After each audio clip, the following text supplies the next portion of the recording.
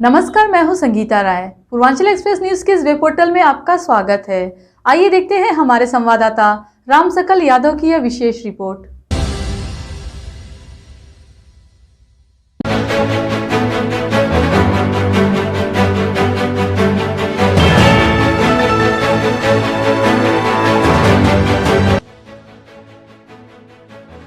Azamgarh Bharatiya Janata party द्वारा सोमवार को एक होटल में आम बजट पर प्रेस वार्ता किया गया। इस दौरान राज्यसभा सदस्य नीरज शेखर ने मोदी सरकार के बजट को ऐतिहासिक करार दिया और दावा किया कि यह बजट देश को आत्मनिर्भर बनाएगा। यही नहीं, इस दौरान उन्होंने विपक्ष पर जमकर हमला बोला और कहा कि विरोधी दलों के पास कोई मुद्दा नहीं है, इसलिए वह सही कदम को भी गलत बताने में जुटे हुए हैं। उन्होंने कहा कि वैश्विक महामारी कोरोना के बाद जो बजट आया वह आत्मनिर्भर भारत बनाने की दिशा में अगला कदम है। यह बजट इतना अच्छा है कि कोई भी व्यक्ति इसकी प्रशंसा किए बगैर नहीं रह सका। विरोधी दल विरोध करते हैं क्योंकि उनको सिर्फ विरोध करना ही आता है। बजट के आने के बाद सेंसेक्स 51,000 के आंकड़े को पार भी कर गया। यह बजट की अच्छाई बताने के लिए काफी है। इस बजट में हर वर्ग के कल्याण का प्रावधान है। स्वास्थ्य, शिक्षा, किसानों, मजदूरों, छात्रों के लिए इस बजट में सबसे ज्यादा प्रावधान किया गया है। उन्होंने कहा कि स्वास्थ्य का बजट पिछली बार की तुलना में 137% बढ़ाकर 2,36,000 करोड़ रुपए कर दिया गया है। एम्स में भी और बढ़ोतरी की जाएगी। जिला चिकित्सालयों को और सुदृढ़ किया जाएगा। अगले 5 साल के लिए बजट में इस तरह की योजना बनाई गई कि यदि भगवान न करे कोरोना जैसा कोई भी संकट देश पे आए तो हम पहले से तैयार रहे।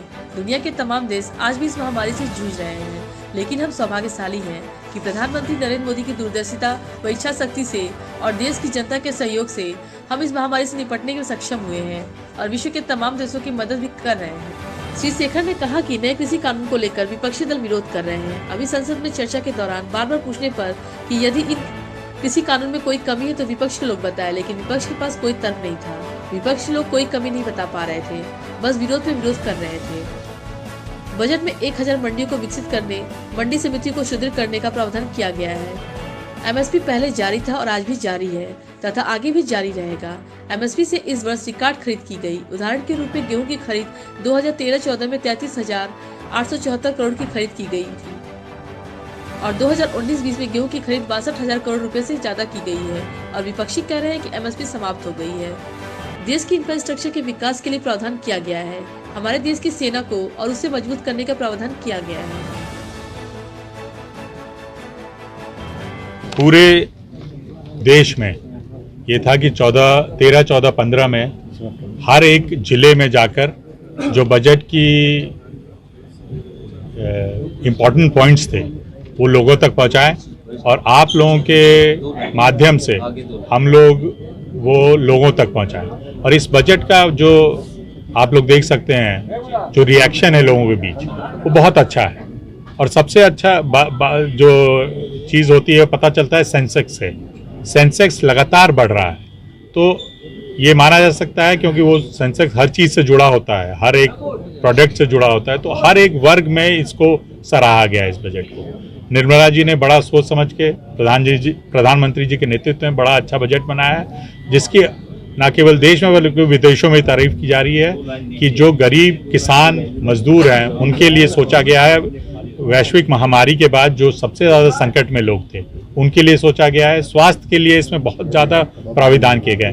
करीब 137% स्वास्थ्य की जो बजट है उसको बढ़ाया गया है। शिक्षा में इसमें बात की गई है कि हायर एजुकेशन को कैसे और अच्छा किया जाए, नई शिक्षा नीति को कैसे लागू किया जाए। सबसे बड़ा जो मैं महत्वपूर्ण पॉइंट मानता हूँ इसमें पीने के पानी के लिए जो किया गया है, जो हम लोग ने तय किया कि अगले 1 साल में हम लोग 2,86,000 घरों तक 2.86 करोड़ लोगों तक घरों तक हम लोग स्वच्छ पानी पीने का पहुंचाएंगे। ये सारी चीज़ें हैं जो हम लोग लगातार कहते आए हैं। टीका के लिए, वैक्सीनेशन के लिए 35,000 करोड़ रुपया अलग से रखा गया है, क्योंकि आजकल सबसे ज़्यादा महत्वपूर्ण बात यही है कि किस तरह जो कोविड-19 है उसको हम लोग उससे छुटकारा पाएँ। तो उसके लिए सबसे महत्वपूर्ण चीज़ वैक्सीन है, तो 35,000 करोड़ वैक्सीन के लिए लगाया गया है। विकास के लिए आगे जो हम लोग का विकास हो सके उसके लिए इंफ्रास्ट्रक्चर में इन्वेस्टमेंट की गई है। और सबसे महत्वपूर्ण बात जो मैं पहले बताना भूल गया कि R&D, रिसर्च एंड डेवलपमेंट, जो पहले हम लोग इसके बारे में नहीं सोचा जाता था, इनोवेशन, नई चीज़ों में हम लोग निवेश करें। जो नौजवान साथी हम लोग के नई सोच लेके आ रहे हैं उनको हम लोग कैसे इंसेंटिवाइज करें कि उनको पैसा दें कि वो नई सोच के साथ इस देश के प्रोडक्ट आगे तक पहुंचाए जाए। तो करेंगे, नए चीज़ें नहीं आती हैं। हम लोग पे यही कहा जाता है कि हम लोग रिसर्च पे ज़्यादा खर्च नहीं करते, लेकिन प्रधानमंत्री जी ने इस बार कहा, लगातार वो पिछली बार से ये तय किया उन्होंने कि रिसर्च हम लोग करेंगे और नई चीज़ें। भारत अब विश्व गुरु बनना चाहता है, तो विश्व गुरु में बनने के लिए हम लोग को सबसे महत्वपूर्ण चीज़ है वो रिसर्च एंड डेवलपमेंट। हमारे प्रधानमंत्री जी हमेशा मिडिल क्लास के लिए सोचते हैं, क्योंकि इस देश की अगर रीढ़ की हड्डी है तो किसान है और उसके बाद मिडिल क्लास है, जो इस देश के सर्विस सेक्टर को चला रहा है। तो उसके लिए सोचना सबसे महत्वपूर्ण है। प्रधानमंत्री जी हमेशा कहते हैं, इस साल इसलिए नहीं हो पाया क्योंकि आप जानते हैं कि वैश्विक महामारी से हम लोग निकले हैं। मैं आप लोगों को विश्वास दिलाता हूं और मैं आप लोग की बात वित्त मंत्री जी तक पहुंचाऊंगा कि ये काम किया जाएगा और आप लोग की जो मांग है उसको पूरा किया जाएगा। एक बात आप लोग के माध्यम से मैं जरूर कहना चाहूँगा, मैं आप लोग के माध्यम से ये बात जरूर कहना चाहूँगा कि इस ऐतिहासिक बजट के लिए वित्त मंत्री जी को जरूर बधाई देनी चाहिए और उससे ज़्यादा हमारे यशस्वी प्रधानमंत्री जी के लिए, क्योंकि उन लोगों ने जो इस बार बजट, ये सबसे मुश्किल बजट था इस स्वतंत्र भारत का, क्योंकि इतनी बड़ी महामारी के बाद जितना पैसा खर्च हुआ उसके बाद जो ये बजट दिया है, इसके लिए हम लोग उनका आभार व्यक्त करते हैं। पत्रकारों हमेशा बात कर रहा हूँ पेट्रोल डीजल की कीमतें, क्योंकि अंतर्राष्ट्रीय मार्केट में पेट्रोल का दाम लगातार बढ़ रहा है। सर, स्टेट जो गवर्नमेंट का टैक्स ज़्यादा है। मैं उसको बात कहता हूँ, मैं आपके माध्यम से अनुरोध करूंगा, क्योंकि सेंट्रल हमेशा जो टैक्स लगाती है वो सोच समझ के लगाती है।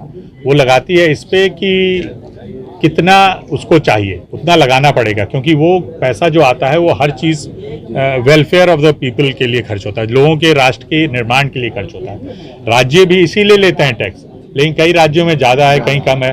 तो मैं ये मानता हूँ कि राज्य सरकार से आग्रह करना चाहिए, केंद्र सरकार भी करेगी, माननीय प्रधानमंत्री जी कह चुके हैं, और मैं जो हमारे पेट्रोलियम मिनिस्टर हैं प्रधान जी, धर्मेंद्र प्रधान जी, वो बार बार राज्य सरकार से आग्रह करते हैं कि आप लोग कम करिए, जिससे लोगों पर काम। और आप लोग के माध्यम से मैं राज्य सरकार से भी अनुरोध करना चाहूँगा कि थोड़ा, मतलब ज़्यादा राज्य सरकारें भी नहीं कर सकती, उनको भी रेवेन्यू चाहिए अपना प्रदेश चलाने के लिए, तो उनसे आग्रह करूँगा कि थोड़ा टैक्स कम। कह रहा हूँ कि जो भी चीज़ है, जो भी समस्याएं हैं आजमगढ़ की रेल के बारे में, वो लिखित रूप में मैंने आप लोग से भी, पत्रकार बंधुओं से भी आग्रह किया है कि लिखित मुझे दें।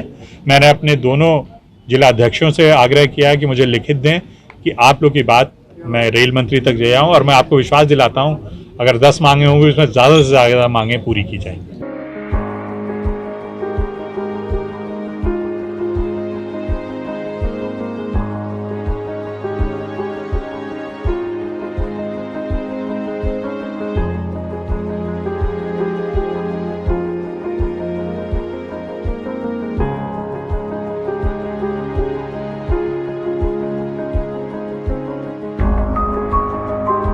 अगर आपको हमारी खबर पसंद आई हो तो हमारे चैनल को लाइक, सब्सक्राइब और शेयर जरूर करिए।